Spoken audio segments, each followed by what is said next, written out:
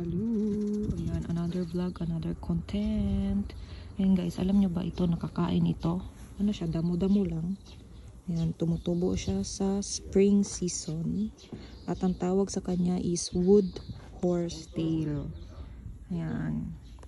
At ang lasa nito is mapait. Mapait siya guys. At yung pagkain nito, pwede siyang i-blanch lang at lagyan ng toyo. Tapos meron ding tempura or i-fry din yung.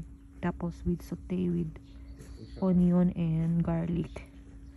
Ayan, hindi siya masarap actually pero spring season siya tumutubo. Damo-damo lang yan.